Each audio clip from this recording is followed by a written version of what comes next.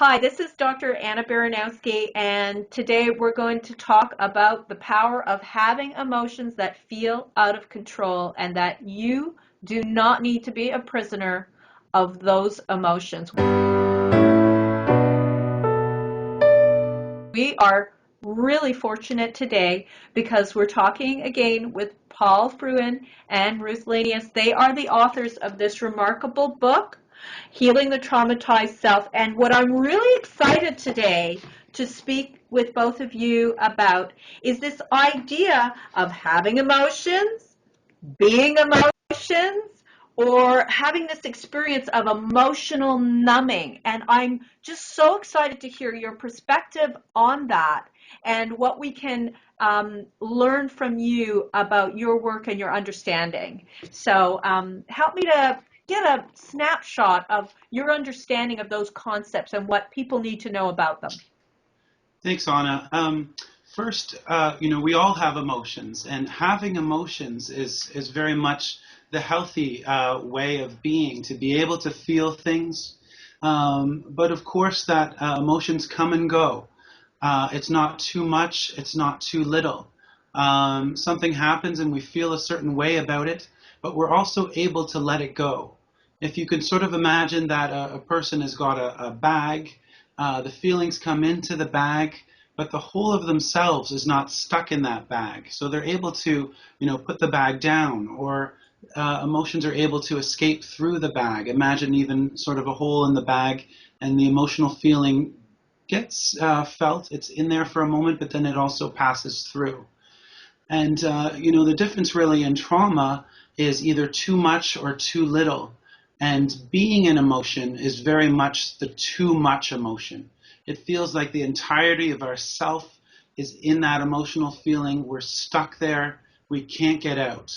I love the idea of being like a compassionate observer of our emotion. And it seems like, when people are in that stuck place where they are the emotion, like your conceptualization of being the emotion, that there's no possible way that they can be a compassionate observer of their emotion because they are their emotion. That's it. They can't differentiate the whole of themselves from the emotion, and so then they can't observe how this could feel once that emotion passes, because the emotion is not allowed to pass. It's the whole of oneself.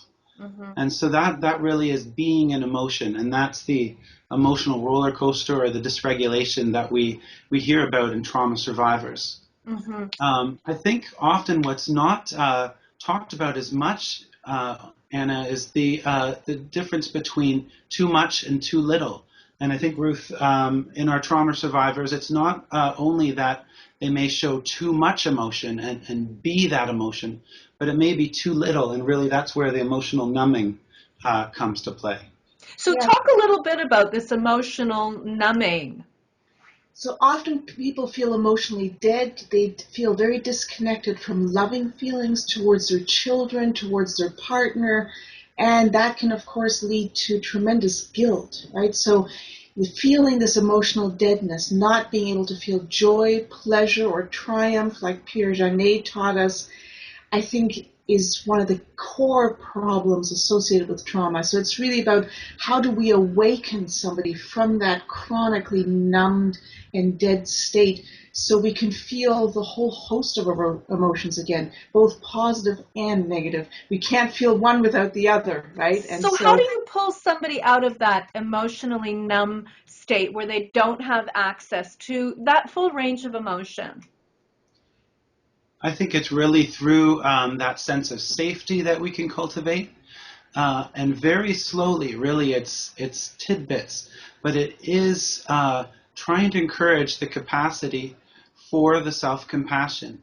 Really healing, oftentimes people talk about in trauma, is just to rid ourselves of less negative emotions, but it's not just that. It doesn't end there at all. It's really healing the negative, but as much and even maybe more so is allowing and encouraging the ability to experience good feelings, and that's often the hardest part.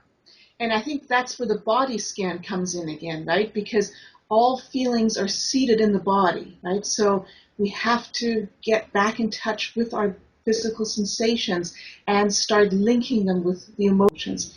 And so doing that at a pace that feels comfortable and safe for the individual is key. But that way we can really reawaken people from that chronically numb and emotional dead state.